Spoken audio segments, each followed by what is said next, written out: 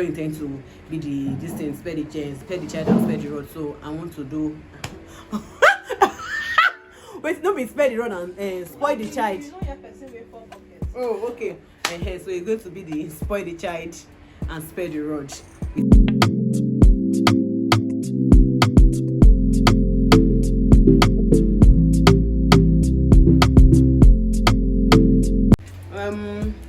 I'll never talk again.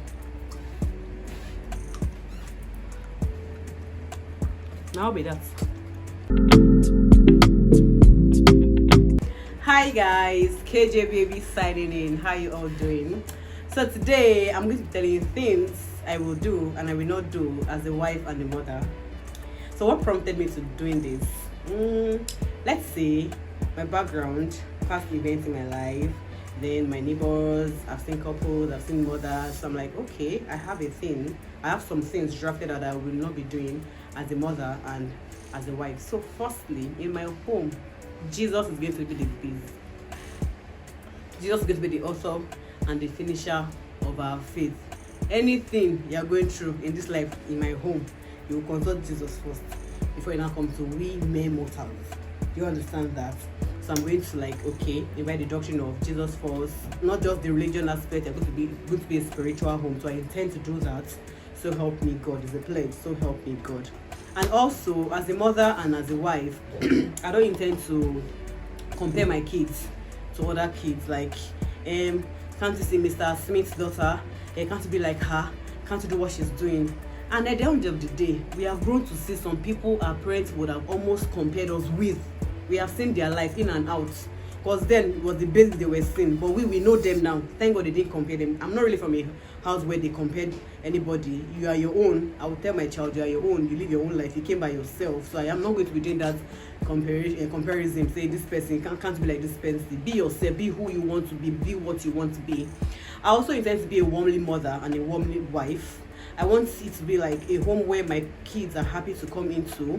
Not that, okay, mommy is coming, then they're running helter-skelter, then dad is coming, everybody's rigid. No. I want it to be like very chilled parties and everything. I don't want it to be like, oh, my husband is coming from work and I'm going to meet that woman at home again. No. Or he's going to close from work 4 o'clock and because he doesn't want to come home, they'll stay out late till it's like 11 p.m. No, I intend to be that. And still talking about womanliness, I want my kids to be able to bring in their friends. Let me know who you're working with. Let me know who your friends are. Let me know what they do. Let me know their parents. Personally, my own home, my parents, they are very open. Even though sometimes they'll say no, but at the end of the day, when I go to meet my dad, somebody wants to come, my mom, somebody wants to come, they'll say, go and meet your mom, your father. Then I meet my father say, go and meet your mom. At the end of the day, they'll bring only, woman is enough of the house. So, from primary school, I had friends who came to my house. From secondary school, same thing. From university, after university, I had 3 friends who came to my house to say 1 or 2 weeks in my house. And even as an adult self, I have friends who follow me home to go and see my parents and chill at home too. So I'm going to have that with my kids. Then also I intend to be that sacrificial mother and also wife. I want to be able to sacrifice some things for my kids. Not necessarily all the things anyways, because growing up now we saw that our parents, it's not as if it's a bad thing. They lived for us and some of them are still living for us now. So I intend to have my own moment too as a mother and as a wife. So that kids will know that at the end of the day, not only you did this life too, me self too, want to enjoy life too. As I take care of you too, make I take care of myself too. Then also, I want to have a home where not just communication to be skilled, but also comprehension. They say communication is key. Me, I say it's comprehension. It's a thing for you to communicate to someone, and it's also a thing for the person to comprehend what you just communicated to the person. So I want it to be like, okay, let's go and meet mommy and talk to mommy about this. I need to talk to my wife first. Yes, I'm going to have that type of husband. Let me consult my wife first. Yes. If you like insulting that, your wife. Yes. If you not be me, who want, you want to. I need to consult my wife first. Then we'll talk about things. Then we'll comprehend.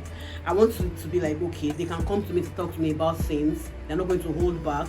Because some teenagers cannot even talk to their mom about some things. Even some kids say they just believe, instead of talking to my mom, I can just get the advice from my friend. And at the end of the day, they get bad advice and wrong advice from outsiders. So I'm going to make my home where they can come to me and talk to me about things. And I also intend to have a home where I can tell my kids no. Not because I'm saying no, not because I don't have what they're asking for, but let them know that life is all about yes and no. Because even me as their mother self, my own parents who did me yes or no too. Remember sometimes when I asked my dad for money, I'm very sure he has money at that point, but he's telling me no, because when they tell you no, you should be able to accept that rejection of saying no and know that, okay, no for a reason. Okay, pray to God, let God provide for me. Then in the next 3 days, okay, yeah, this is what you asked for. So I intend to have that with my kids. Then also, when it comes to mistakes, some parents, they forget it and they always mention and list out the mistakes of their kids, even forgetting them as a parent, even when they were kids, even as an adult that they are still making that mistake. They are still making some mistakes. So they're like, if you are taking this your phone thing serious, the way you took your book, if you took your book serious, the way you took this thing serious, you would have not failed. Ma, you said it once. Daddy, mommy, you said it once. Can we all move on? It's okay to always call their attention. So okay, you can do it, you can do it. So in the aspect of not spelling out mistakes, I remember growing up as a kid, I was the only one at home, and my dad told me, to, you're the only one I have, go and wash my car for me. And I was like, car I never washed before. So me, I didn't know that when you're washing car, you wash some parts and rinse some parts. Me, I did not know. So me, I washed like, you know how you wash clothes. I washed everything, every part of the car, and then I came to rinse it. So he had this soap print, this foam print. He came out, he laughed, and it was like, don't worry, I'm going to go out with the car. When my friend came and say, Akin, what happens to your car? It's going to tell them that, it's my daughter that washed the car. And it made me feel good. I felt good that day. I can still remember myself, so it was a good feeling. So I'm going to have that type of relationship with my kids. And when it comes to peace and conflict, how do I intend to settle conflicts with my partner and my kids? Okay, I heard some people say I learned how to keep malice when I got to the marriage. Like, I don't keep malice before, but I learned it in the marriage. My husband can go 2 weeks without talking to me. The first week, the second week, the third week, for 1 month. I don't think I can do that. If you know me, if you offend me, like I might not say it immediately, but I'll blow off steam. Then I talk to you about it. Let us communicate. Let us resolve it. Okay, if you are the person that wants to be left alone, I'm going to leave you alone. But know that as I'm leaving you alone, I still love you. I still care for you. When we are done, we can talk about it. Same thing with my kid too. I don't intend to be the mother that will always beats the child. It doesn't work that way for me, that I have seen. I think all my life that I am grown now, my father beat me only once. I don't want to say, but because I left the kitchen door open, and he has always been warning me, because we had neighbors there that you don't know who is who. They can come into the kitchen and do some bad things to us. So that was the only time my father beats me. My mom, that was an action woman. I can't count, but it was for a good cause. But not as if, maybe even that beat itself was like once in a year. My parents are not the beating type, so I don't intend to beat, because when you try to beat kids like that, in their mind, subconsciously, at the end of the moment, you just beat me. They are used to the beating. Then the purpose of you beating them, have they taken to that correction? No, they haven't taken to that correction. So it's going to be the spoil the child and spare the rod with me, myself, and my kids. Then also in the aspect of, I am not going to impose what I think or what I feel is best for my kids. I am going to groom them into having the mind of their own. Let them know what they want. Let them know what works for them. Okay, asking my child, what do you want to become? I want to become a YouTuber. I want to become a content creator. I want to become a football man. Like, hey, of what profession, you don't say anything to, you don't anyone to say you want to do. Is this thing you want to do? Groom them, let them know what they want. But I remember back then when I got admission into the university, I actually wanted to study law, but thank goodness I did not study that law, and I didn't get the admission. And I had options of picking between mass communication and English. My dad didn't impose you must do English or you must do mass communication. He just listed and said, if you want to be a mass communicator, this is what you will do. Then for English, and after he said, okay, which one do you want? So I go and think about it and come back. And I came back to, I will do English and literary studies. So this is an English and literary studies graduate. Yes. So yes, I am going to do that with my kids. What do you want? I'm not going to impose, okay, they must. I like to play Scrabble as my child, as my partner. You will do this. No. I'm going to groom them into having the mind of their own. Okay, I'm not also going to be the mother that is going to be saying negative things to her child or her children.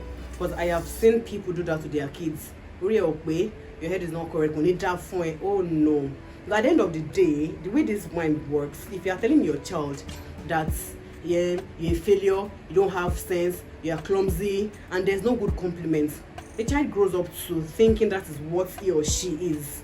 In a subconscious or in a subconscious, like, as a grown-up child, my mom calls me a failure, so that means I'm actually a failure. So at the end of the day, you see them going to society, depressed, not having a mind of their own. It's low self-esteem, inferiority complex. You know what happened to me. My self-confidence 150 over 100. Low self-esteem. I have never even had this for 1 hour, let alone having it for 1 month. So my parents did a good job when it comes to that one. Then also, I'm not going to be the mother that's going to say, Junior, you can be in the sitting room and be playing game while Cinderella comes to the kitchen to assist me in the kitchen. No, Junior and Cinderella, you both should be in the kitchen, because at the end of the day, cooking is a basic skill for every human to survive. Yes. So I don't see why I don't see the reason why a girl would do the cooking, will be in the kitchen to learn how to cook, and the boys in the sitting room playing games. And that also with my partner. So I'm not going to be that wife that doesn't leave my husband to cross his leg in the sitting room waiting for the food to get ready, then I'm bringing the food to him. My darling, you went to work too, I went to work too. So as I'm peeling the onion too, you to be removing the wrap from the seasoning cubes too. Then at the end of the day, teamwork makes the work. So it's even going to come out faster. As a wife, in my mind, I intend to be the cheeky wife, like the short knicker wife, you know. But look, I don't like clothes. I'm not going to tie wrapper, but I don't like clothes. So let me not start what I cannot finish. So whoever is going to marry me, thinking in your mind that baby, yeah, she's gonna cozy bum shorts, she's gonna cozy hot pants. Baby, no, I don't like tight things. I don't like tight things in my body. So I'm going to be the butcher wife, don't worry. I'm going to be that classy wife, your career mom, your social wife, everything all in one. All in one. I'm going to be buying one free from me, and buying one and get 100 free from me. Then as a mother, I'm going to be teaching my children how to balance their social life, their spiritual life, their everything life. Let them know it's not going to be about school for me. Like from the young age, I'm going to start learning skills. Yes, your interest, your hobby. I'm not going to impose, you gotta learn how to cook, whatever you want to learn. I'm going to do from catch them young. I start noticing my son or my daughter that anywhere has interest. Let us, and if it's football, we'll carry them go learn football too, because you need to make the money from mama. You know, before you start spending money for yourself, you take care of mommy too now. Just joking. Then the aspect of communication too. I'm talking about being free with your daughter, your girl child. Like me now, my mom didn't tell me that when I start my menstruation, if I touch the hem of a guy's clothes, I'm going to get pregnant. She did not tell me that one, no. Because some people, my group, our Gen Z people, am I Gen Z? No, I'm not Gen Z. I hate to say, I'm not be Gen Z. That their mother told them that if you go and touch a guy's clothes, you get pregnant. My mom didn't tell me that. My mom told me, you know what, you have started your menstruation. I think my first sex education was even from my dad self. When my dad called me, was like, what is this? I was embarrassed now. As a teenager, I said chest. He said, no, what is this? I said breast. Said, oh, you're already a woman. So even my brother said, reduce the way you hug them, don't sit on any man's lap, don't do all those things. You can get pregnant if they have sex with you. He spelled it out. Then my mom too also said it. You started menstruating too. So if you get pregnant, you get unwanted pregnancy, and you not bring it to my house. So it was in my mind. So I'm going to tell my child, open them to sex education. The earlier the better. Tell them all this part is not to be touched by an opposite sex. I'm going to just for my child and or children. At the end of the day, sex education is not even for the girl child alone, even for the male child. So I'm also going to groom my son into being a great man to the society, not to be this ill-mannered guy. Like, in the society now, we see some guys and be like, who raised you? No offense anyway, but be like, who raised you? Why you act like this as a man? Not even just as a man, as a human being. So I'm going to raise a child that will be proud of themselves, and the society will be proud to have them too, and it will have positive impact in other lives in the society, not just the negative parts.